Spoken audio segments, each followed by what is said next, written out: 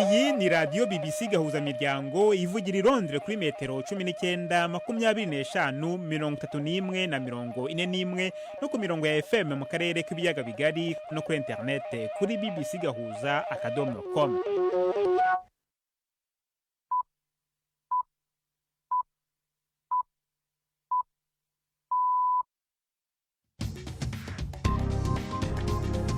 Ubu ni saa 10:30 ku isaha mpuzamahanga ya GMT, ni saa 12:30 ku isaha yo mu Rwanda no mu Burundi. Muri studio muri kumwe na Jacques Niyitegeka.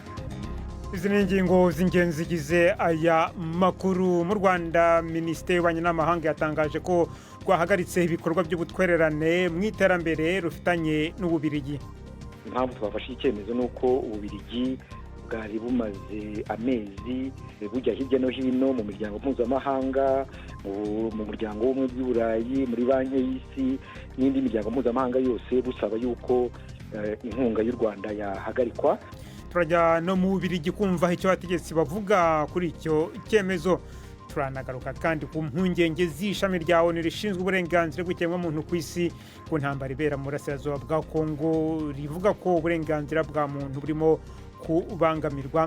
Tubafitiye n'ikiganiro cy'abagore. Muri mwese ikaze muri aya makuru yo kuri wa gatatu, turi ku itariki ya 19 z'ukwezi kwa kabiri.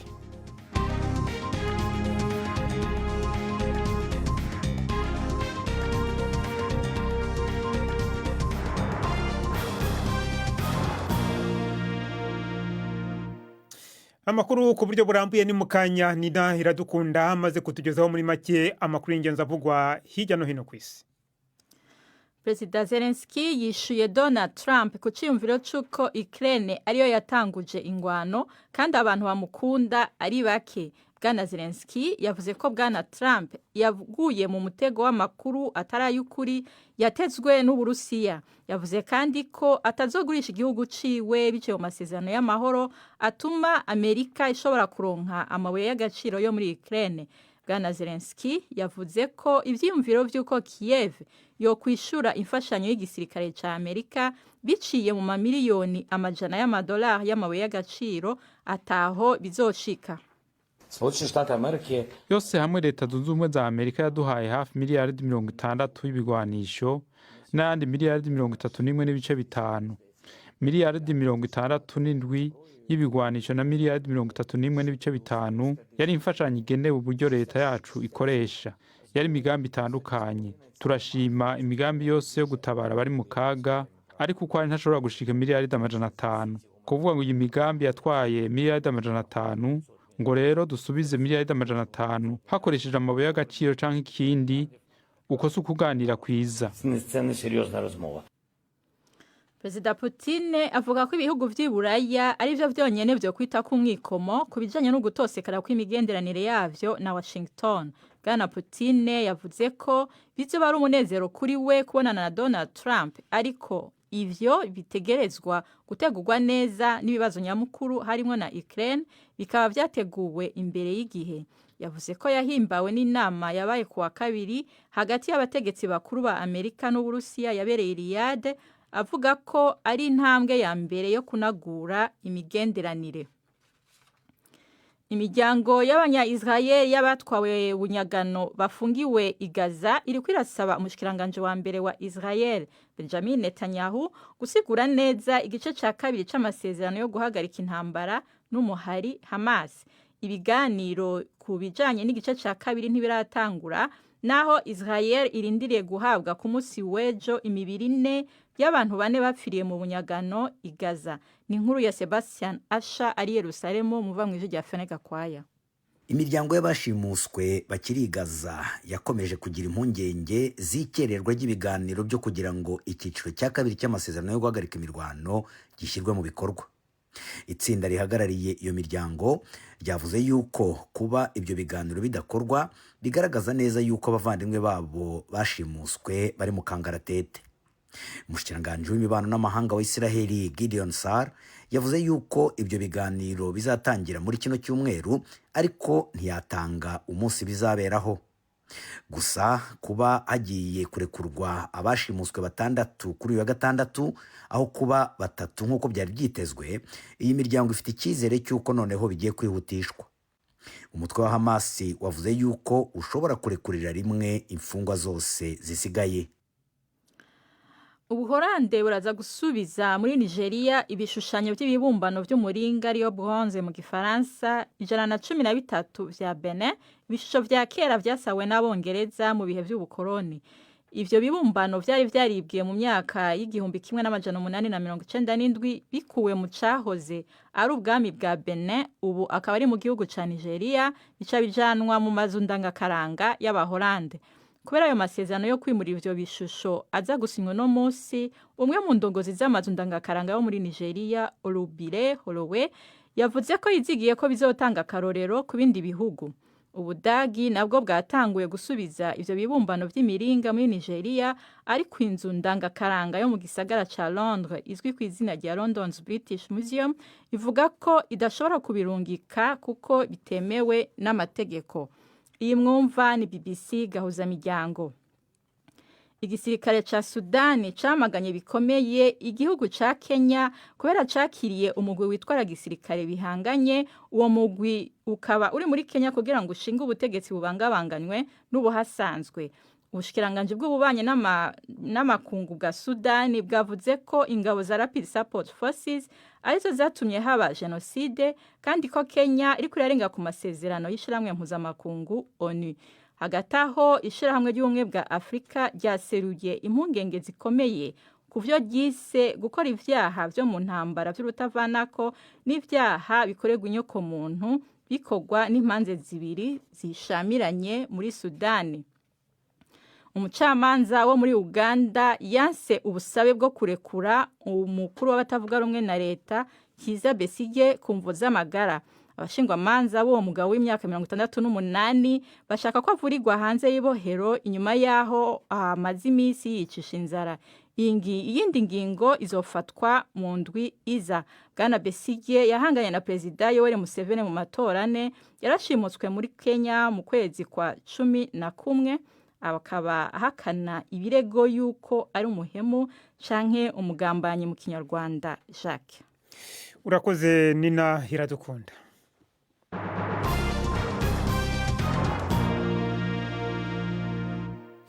Hano makuru ku buryo burambuye reka tuyahere mu Rwanda, aho Minisiteri y'Ububanyi n'Amahanga y'icyo gihugu yatangaje ko iki gihugu gihagaritse ibikorwa by'ubutwererane mu iterambere gifitanye n'Ububirigi.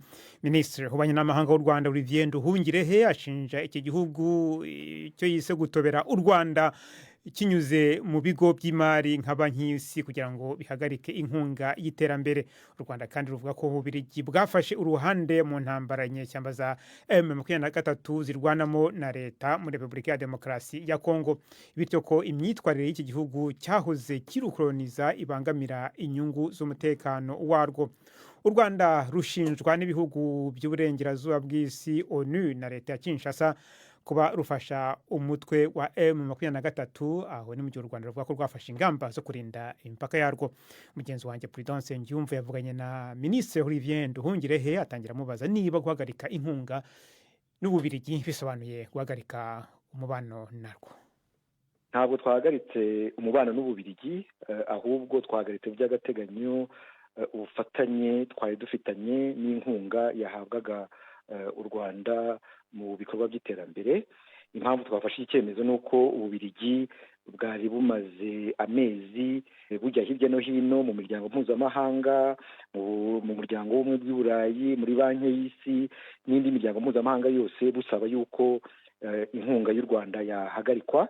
Bikaba rero ari ibintu bidakwiye kubera ko ubusanzwe inkunga ijyanye n'iterambere itagomba kuvangwamo n'ibya politiki. Muravuga ko mwahagaritse iyo mikoranire hagati n'Ububirigi, ariko Ububirigi nabwo bukavuga ko bwiteguraga gufata icyo cyemezo gisa nk'icyo mwafashe. Ibyo mwari mubizi? Oya, ntabwo ari byo. Ibyo bavuga ntabwo ari byo, kuko n'ejo n'icyemezo cyamenyeshejwe wari uhagarariye Ububirigi mu Rwanda, nawe yatunguwe n'icyo cyemezo. Ntabwo icyo cyemezo bari bagifite, ni ibyo kwisobanura bisanzwe, ariko ntabwo icyo cyemezo bari bagifite. None iyo nkunga yanganaga gute mu rwego rw'amafaranga? Ikibazo ntabwo ari umubare w'inkunga, inkunga yo yari ihari. Ikibazo nuko leta y'Ububirigi itagomba gukoresha inkunga iduha kwitwaza ko ari umuterankunga kugira ngo ibangamire inyungu z'u Rwanda. U Rwanda rufite ibibazo by'umutekano, tukaba rero tudashobora gukangishwa n'iyo nkunga kugira ngo turengere umutekano wacu tukarengera ubusugire bw'igihugu cyacu. Kandi ikindi cyagaragaye ni uko Ububiligi bwacecetse butigeze buvuga igihe cyose hagaragara ibikorwa byo guhungabanya umutekano w'u Rwanda. Imvugo ya Perezida Tshisekedi yo gutera u Rwanda no gutera ibibombe i Kigali murayibuka, ntabwo Ububiligi ntacyo bwavuze. Ibitero bya FDLR ku butaka bwacu Ububiligi ntabwo bwavuze. Iriya mitwe yose ya FDLR, Abarundi, SAMIDRC n'abacanshuro Perezida wa Kongo yazanye ngo bamurwanire, ibyo byose ntacyo Ububiligi bwavuze. Rero kuba barahisemo gufasha Kongo no kujya ku ruhande rwa Kongo ibyo nta kibazo biduteye rwose. Ikibazo gitewe nuko babyitwaza kugira ngo bashyireho igitutu abaterankunga b'u Rwanda ngo bahagarike inkunga baduha kandi ari ibintu bitaboneye. Muravuga ko nta kibazo bibateye iyo nkunga ibyo byose yajyaga mu mishinga yafashaga abaturage, none mufite bushobozi ki bwo kuziba icyo cyuho cyatewe no guhagarika iyo nkunga? Ngira ngo ntabwo Ububiligi aricyo gihugu cyonyine ku isi gifite uburyo. Iterambere ry'u Rwanda rizakomeza, ntabwo iterambere ry'u Rwanda rishingiye ku nkunga y'Ububiligi. None Minisitiri, nubwo iki cyemezo cyafashwe n'Ububiligi ariko mwatangiye muvuga ko mwari mufite amakuru y'uko bwari bumaze iminsi bujya mu bandi baterankunga mukorana kubabwira ko bagomba guhagarika iyo nkunga. Nta mpungenge mufite ko n'ibindi bihugu cyane cyane umuryango w'ubumwe bw'ibihugu by'Uburayi bushobora gufata icyemezo nk'icyo ngicyo? Twebwe u Rwanda dufite ikibazo cy'umutekano, hakaba n'ikibazo cy'ihohoterwa ry'abanyekongo b'Abatutsi n'abandi bavuga Ikinyarwanda. Ntabwo dushobora kujya kugurisha umutekano w'igihugu cyacu cyangwa se kujya mu mishyikirano ijyanye no gushyira umutekano w'igihugu cyacu mu kaga bitewe n'inkunga duhabwa n'ibihugu by'amahanga. Twebwe rero tuzakomeza kurengera igihugu cyacu, kurengera umutekano wacu.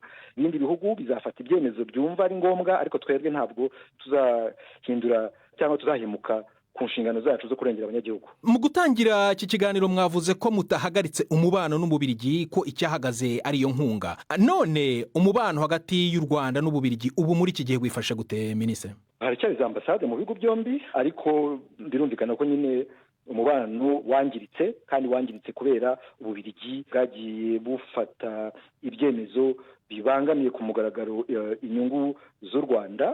Kugira ngo ubu tuvugana izo ambasade yaba ari y'u Rwanda mu Bubiligi n'iy'Ububiligi mu Rwanda ntabwo zifite abambasaderi. Icyo si cyerekana ko umubano utifashe neza? None byatewe nande? Byatewe n'Ububiligi bwanze ambasaderi w'u Rwanda kubera ko bwabihawe amabwiriza na guverinoma ya Kongo. Minisitiri w'ububanyi n'amahanga w'u Rwanda Olivier Nduhungirehe, nyuma rero yaho leta y'u Rwanda ifatiye iyo ngingo yo guhagarika imigenderanire yo gufashanya hagati y'Ububiligi n'igihugu cy'u Rwanda, muri leta y'Ububiligi bavuga ko iyo ngingo ya leta y'u Rwanda bayimenye Ububiligi buriko burihweza ibihano byo gufashanya bwofatira leta y'u Rwanda kubera uruhara buvuga ko ifise mu ntambara ibera mu burasirazuba bwa Kongo na cyane cyane mu kwigarurira bimwe mu bisagara bya Repubulika ya Demokarasi ya Kongo. Muri Minisiteri y'ububanyi n'amahanga y'Ububiligi batangaza ko hagiye gushyirwaho itsinda ry'abahanga bazagena ingano nyayo y'amafaranga azagirwaho ingaruka n'ihagarika ry'inkunga. Ni inkuru ya Alain Majesté Barenga ari mu Bubiligi. Igihe twabakura mu masaha ya saa sita batubwiye ko bubaha u Rwanda nk'igihugu cigenga, ari naco gituma ingingo nk'iyo y'abategetsi b'u Rwanda atakinini bayivuga ko, yamara batumenyesheje ko atakinini hindura kuko Ububiligi bwamaze kuvuga aho buhagaze ku bijanye n'ibibera mu buseruko bwa Repubulika ya Demokarasi ya Kongo, babicishije kuri Maxime Prévost, umushikiranganje w'Ububiligi ajejwe imigenderanire imbere y'abashingamateka b'Ububiligi hari kwa 10 uku kwezi kwa kabiri uno mwaka, aho yavuze ko u Rwanda rutegezwa kugondozwa mu gufatirwa ibihano bijanye no gufashanya kubera intambara zibera mu buseruko bwa Kongo, aho Ububiligi bwagiriza u Rwanda gufasha umuhari wa M23 gufata uburere bwa Kongo, ngo leta y'Ububiligi ngo ntishobora kwihanganira ko ubusugire bwa Kongo buvogerwa n'ikindi gihugu, ari naco gituma hariko harihwezwa ibihano u Rwanda gofatirwa mu gufashanya. Aho rero Ububiligi ngo bwo kwituye kandi n'ishiramwe rya Buraya. Ndabajije igitigiri c'amahera Ububiligi bufashije u Rwanda n'ibisata bizokorwako mu bushangaje bw'Ububiligi bwo gufashanya, bavuga ko Ububiligi n'u Rwanda bifitaniye amasezerano yo gufashanya kuva imbere y'ubukoroni, harimo ubuvuzi, indero, uburimyi n'ibindi byinshi bifasha hanini abanyagihugu bato bato b'u Rwanda. Bakavuga ko bigoye gushoka batanga igitigiri nyaco, ariko ikigiye gukorwa ari umugwi w'abahinga ugiye kwegeranya imigambi yose Ububiligi bufashamwo na burya hari ifasha abanyagihugu bato bato, gutyo ngo bazohaza batanga igiharuro ntabandu bisambuka mu nyuma. Ku kibazo c'uko nimba imigenderanire igiye guhagarara burundu hagati y'u Rwanda n'Ububirigi ntaco bashimye kwitwicurako. Uko kutumvikana hagati y'Ububirigi n'u Rwanda kubera mu burasirazuba bwa Kongo bije bikurikira amajambo y'abashinga amateka b'Ababirigi ahanini bamuka muri Republika ya Demokarasi ya Kongo nka Pierre Company na Mutiebere Ngoyi bagiriza leta y'Ububirigi ko atacikora kugira ibuza u Rwanda ico bita kuvogera Kongo. I Buruseli mu Bubirigi, Alain Majesté Barenga. Mukomeje kumva BBC gahuza miryango, muradukurikira kandi kuri Kisoro FM mu majyepfo ya Uganda. Tugeze ku isaha ya 10:45 ku masaha ya hano muri studio za BBC Londres, 12:45 ku masaha yo mu Rwanda no mu Burundi no mu burasirazuba bwa Republika ya Demokarasi ya Kongo.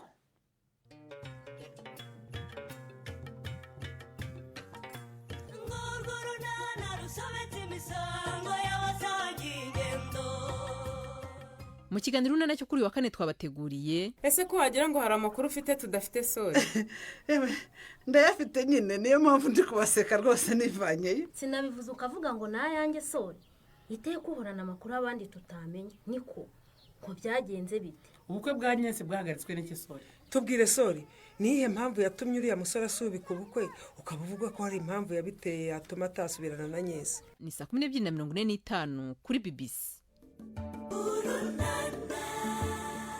Tukiri ku makuru afitanye isano na Republika ya Demokarasi ya Kongo mu burasirazuba bwayo kubijyanye n'umutekano. Mu makuru twabagejejeho ejo twababwiye mu buryo buvunaguye ko ishami rya ONU rishinzwe uburenganzira bwa muntu ku isi rivuga mu itangazo ryasohoye ejo ko inyeshyamba zo mu mutwe wa M23 bivuga ko zishyigikiwe n'u Rwanda zishe mu buryo bunyuranije n'amategeko abana ubwo zinjiraga i Bukavu mu burasirazuba bwa Republika ya Demokarasi ya Kongo. Mu cyumweru gishize umuvugizi w'iryo shami yatanze impuruza ku mutekano ugenda urushaho kuba mubi mu gihe hari amakuru y'ihohoterwa rishingiye ku gitsina ndetse no kwinjiza abantu mu gisirikare ku gahato. Mu gushaka ibindi bisobanuro kuri iyi nkuru uyu munsi twavuganye na Patrice Havar uhagarariye ishami rya ONU rishinzwe uburenganzira bwa muntu muri Republika ya Demokarasi ya Kongo.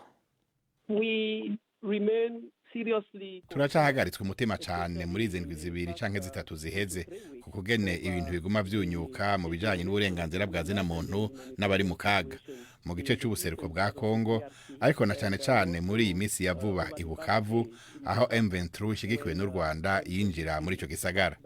Niko gereranije n'ibihumbi 3 by'abantu bapfuye i Goma, Bukavu ntihababaye cyane. Was not at the same proportion as in Bukavu because there was little resistance on the side of FARDC. Kuko ingabo za Kongo na Wazalendo batarwanya cyane, ariko naho nyene harabaye ibitari bike mu guhonyanga uburenganzira bwa zina muntu byaba bibandanye Goma, ariko kandi ibyo twumvise kandi dufitiye ivyemezo bitomoye harimo nko kwica abana basanganywe ibigwanisho byatawe n'ingabo za leta igihe zahunga ico gisagara.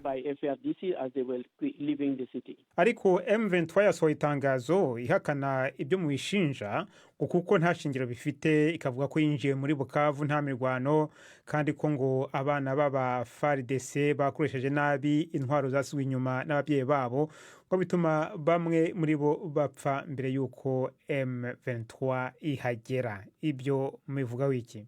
As you know, about a little over a week ago, nko kubizi nko mu ndwi imwe gato iheze inama ijejwe uburenganzira bwa zina muntu yarakoranye bivuye ko ibintu byari bikomeye cyane mu bijanye n'uburenganzira bwa zina muntu biturutse ku kubandanya kwa M23 yigarurira uturere kugira hashingwe umugwi wo gutororokanya ivyari ko biravugwa byo guhungabanya uburenganzira bwa zina muntu.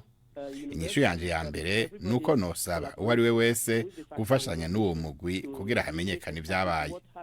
Ibyo twabuze ejo rero nibyo twahawe nabo byashikiye hamwe n'abavyiboneye.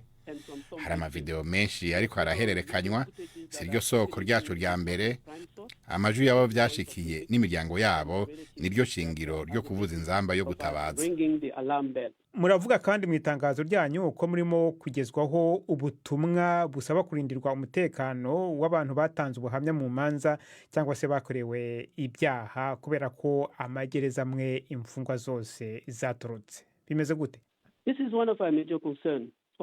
aho n'ahandi dufise impungenge cyane hiyongera ku mabi avugwa ashingiye ku gitsina naho ku isamburwa ry'ibohero ry'igoma twarasemereye igihe ryaba cyo kumwe n'i Bukavu aho zimwe mu nkozi z'ikibi karuhariwe zari ubu ziriko ziriruka inyuma y'abacamanza n'abashingwamanza nararonse ubutumwa bw'abampamagara n'ubuciye kuri WhatsApp bw'abacamanza n'abashingwamanza abagwanira uburenganzira bwa zina muntu n'abamenyesha amakuru basaba gukingirwa ibyo ntawo biharira kuko ubwo butumwa ndabufise kandi abo n'abantu ONU ariko no muri rusange twese twari tumaze imyaka dukorana kugira habe igihugu kigendera ku mategeko canke ku bagwanira uburenganzira bwa muntu n'abamenyesha amakuru gushira habona ivyaba biriko biraba mu gihugu cose twari twarubatse uruhererekane rw'abagwanira uburenganzira bwa zina muntu n'uruhererekane rw'abamenyesha amakuru kugira tuje turahinyuza atari kugira dushikuze ariko kugira ukuri kuvugwe ingingo zikenewe kugira ibintu bikosorwe zifatwe aho rero ndashobora kwemeza kubu tuvugana haba Igoma haba n'i Bukavu abo bantu ubu badashobora gukura ururimi mu kanwa Patrice Seva ho mu ishami rya ONU rishinzwe uburenganzira bwa kiremwamuntu ku isi noneho n'umwanya w'ikiganiro cy'urubuga rw'imikino mwateguriwe kandi mugezwaho na Yves Bucyana. Mwiriweho neza bateze amatwi BBC amakuru y'imikino aribanda ku mikino y'igikombe cya Champions League ku mugabane w'Uburayi. Umutoza w'ikipe ya Manchester City ni Pep Guardiola aravuga ko hakenewe igitangaza kugira ngo ikipe ye ibe yasezerera Real Madrid mu mukino w'ishiraniro uza kuba muri iri joro. Ni umukino wo kwishyura kuko mu mukino ubanza Real Madrid yahondaguye Manchester City ibitego 3-2 ku kibuga cya Etihad. Gusa Guardiola aravuga ko kugira ngo ikipe ye itsinde ku kibuga cya Bernabeu ikeneye gukina umukino yise utunganye wo kwataka Real Madrid bakayiheza umwuka kandi bakayibonamo ibitego. Ntibyoroshye gukuriramo Real Madrid wayo. We Guardiola yarahakiniye nk'umukinnyi ndetse n'umutoza wa Barcelona, atoza Bayern Munich ndetse anatoza Manchester City. Mu yindi mikino iteganyijwe amakipe ari bworoherwe n'akazi ni Borussia Dortmund yo mu Budage iri bwakire Sporting Lisbon yo muri Portugal. Dortmund mu mukino ubanza yari yatsinze ibitego 3-0. Paris Saint-Germain nayo yiteguye kubona itike kubera impamba y'ibitego 3-0 yari yatsinze mugenzi wayo wo mu France Brest ibitego 3-0. Undi mukino urahuza ikipe ya PSV Eindhoven yo mu Holandi iri bwakire Juventus yo mu Butaliyani. Mu mukino wabereye mu Butaliyani Juventus yari yatsinze ibitego 2-1. Turebe noneho imikino yakinwe ku munsi w'ejo. Ikipe ya Milan AC yo mu Butaliyani yasezerewe na Feyenoord yo mu Buholandi nyuma yo kunganya igitego 1-1. Mu mukino ubanza ikipe ya Feyenoord yari yatsinze igitego 1-0. Bayern Munich yo mu Budage nayo yahatswe gusezererwa mu gihe Celtic yo muri Ekose yari yayicanyeho umuriro. Celtic yabonye igitego cyayo ku munota wa 62 biba 2-2 igiteranyo cy'imikino yombi, ariko ku munota wa 94 no kuvuga ku munota wa 4 w'inyongera ikipe ya Bayern Munich ishobora kubona igitego cyatumye umukino urangira ari 1-1. Bayern Munich isezerera ikipe ya Celtic ku giteranyo cy'ibitego 3-2. Ikipe ya Atalanta nayo yasezerewe na Club Brugge yo mu Bubiligi yabatsindiye mu Butaliyani ibitego 3-1. No mu mukino ubanza Brugge yari yabapfunyikiye ibitego 2-1. Benfica nayo yasezereye ikipe ya Monaco. Amakipe yombi yaraye anganyije ibitego 3-3, ariko Benfica yari yatsinze 1-0 mu mukino ubanza wabereye ku kibuga cya Monaco. Uretse ayo makuru avugwa ya Champions League kandi wamenya ko mu mupira w'amaguru ikipe ya Aston Villa iri bwakire Liverpool muri iri joro umukino wa shampiyona y'Ubwongereza. Liverpool iramutse itsinze uyu mukino yabisize Arsenal amanota 10 yose, mu gihe aya makipe yombi asa nkaho ariyo asigaye mu kwiruka ku gikombe. Ayo niyo y'imikino nabahitiyemo uyu munsi. Gendi Yves Bucyana. Urakoze Yves Bucyana kuri aya makuru y'imikino. Noneho dukomereze mu kiganiro cy'abagore uyu munsi mwateguriwe kandi mugezwaho na Yvette Kabatesi.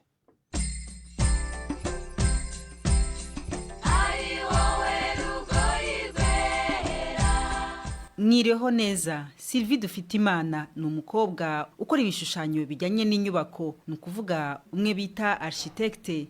Si urwego rukunze kugaragaramwo abakobwa benshi, ariko Sylvie avuga ko we zari inzozi ze kuva akiri umwana. Uyu munsi akora mu kigo cy'Abanyamerika Mass Design gikorera mu Rwanda n'ahandi muri Afurika.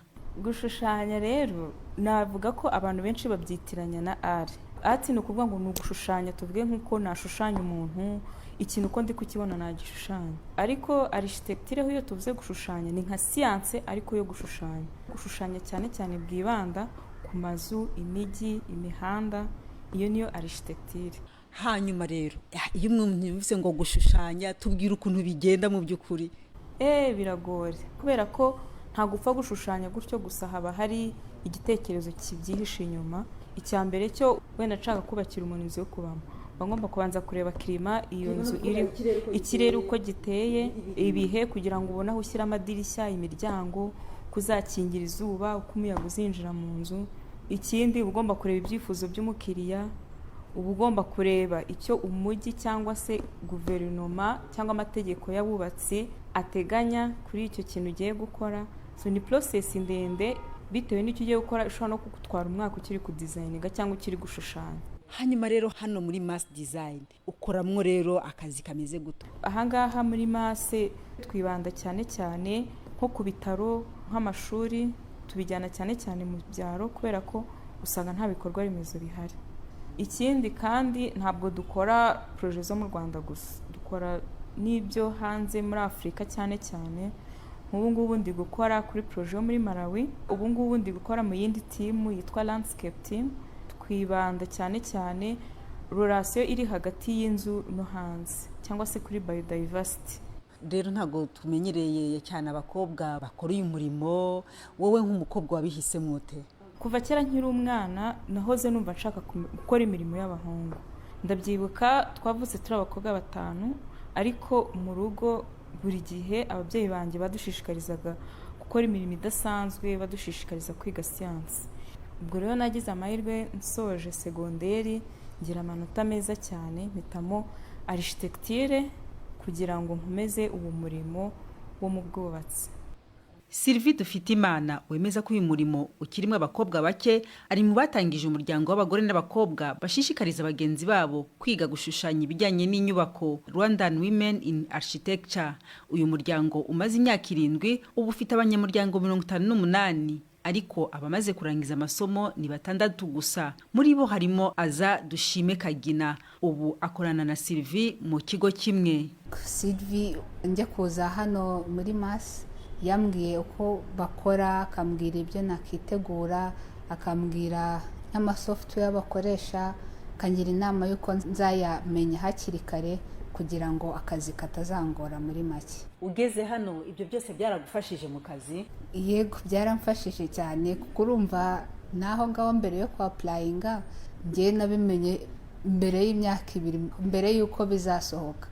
Ikindi byatumye numva mfite umuntu ndeberaho, bikanera imbaraga, bikavuga ati ni mugenzi wanjye w'umukobwa yabashije kubikora, ndavuga ati nanjye nabishobora. Nubwo bimeze gutya ariko abakobwa bakora uyu mwuga wo gushushanya ibishushanyo mbonera by'amazu, imijyi n'ibindi, ngo baracyahura n'imbogamizi. Inzitizi za mbere ni uko hari abantu bamwe na bamwe bacyumva ko umurimo wo gushushanya ibijyanye n'ubwubatsi ari imirimo y'abasore. Byambayeho niga mu wa 3, numva twebwe iyo twiga hari ukuntu usanga nk'abantu barangije baba bafite ibiraka byinshi, akaza nko kwishuri ngo mumufashe. Hari mugenzi wanjye w'umusore wari wabonye kiraka ko ari ukuvugurura, anyoherereza kuri tele just gufata ibipimo byonyine kugira ngo tuzabone uko tuhasubiramo. Nahasanzemo ni nk'umuntu wari ukodesheje, yanga ko mfata ibipimo, aravuga ati nta nubwo washobora gusoma metero wowe. Ariko urumva ikintu nk'icyo cyanciye intege, nkaba nibaza ubwo se nindangiza noneho n'akazi nuko bizagenda. Mu kazi se umaze kugerayo hari ikibazo wahuye nacyo gikomeye nk'icyo? Oya, ahangaha rwose bashyigikira abakobwa cyane, kumushyira mu buyobozi, kumuhemba kimwe n'abandi, kandi nanjye bigatuma numva nta kure hahari ntashobora kugera. Hama rero Sylvie, wowe muri uyu murimo wumva wibona hehe mu myaka izaza nk'umukobwa? Nibona nk'umuntu uzagira uruhare rukomeye kugira ngo imyubakire tubona ubu ngubu uko imeze izahinduke mbese natwe aha rero niho dushoje ikiganiro cyacu cyo kuri uyu wa gatatu ni ikiganiro gihagarariwe na Prudence Ngiyumva mwakoze cyane guhita mu bisigahuza miryango